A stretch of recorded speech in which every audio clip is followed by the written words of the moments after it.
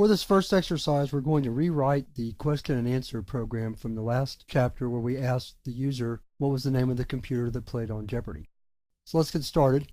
First thing we're going to do is create a string variable that stores the answer to the question, and that answer is Watson. Then we're going to create a string variable to store the user's response after we ask them the question.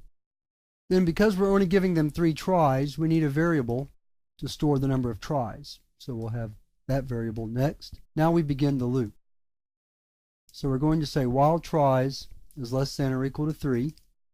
Then we prompt the user, name the computer that played on Jeopardy. Response equals console read line. Now we have an if statement. If response equals answer, console write line, that's right. And right here we're going to have a break because we don't need to continue. This is a situation where a break is perfectly acceptable because we don't need to keep trying.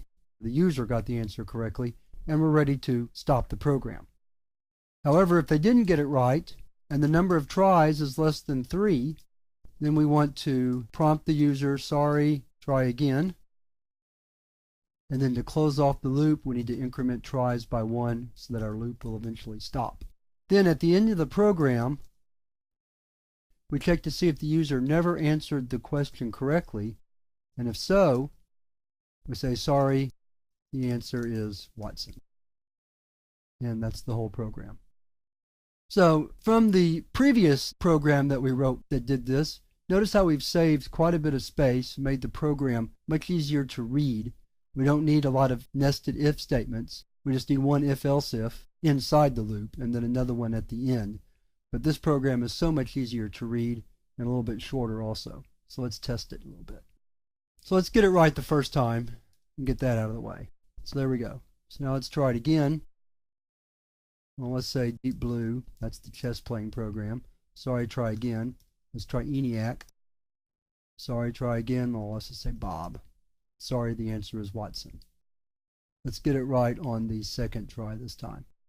So we'll say Deep Blue. Sorry, try again. And then we'll say Watson. That's right. So that's a way to write the question answer program that used nested if statements using a loop. Now we can also write this program using a for loop.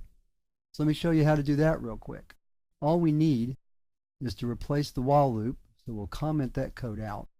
We'll drop down here right below it and we'll say for int tries equals 1, tries less than equal to 3. I'll tell you what, let's do it less than 4. Doesn't really matter though.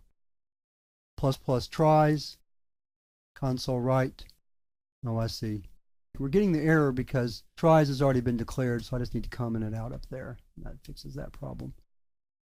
Console write, name the computer that played on Jeopardy. Response equals console read line. And we can actually copy this code right here as is. We'll have to get the comments out, but that's easier than typing it back in again right here. All we got to do is come through here and remove the comments. Close the for loop right here. And everything looks in place. Let's give it a shot.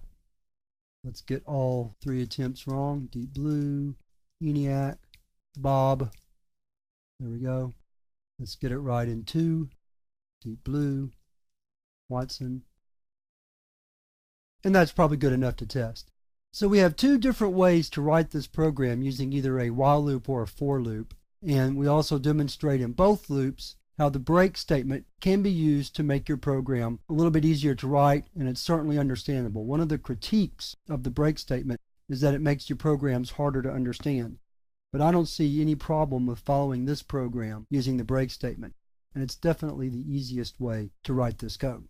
So that's about it for this exercise. Let's move to exercise 2 of this chapter where we rewrite the calculator program that we wrote in the last chapter using a loop.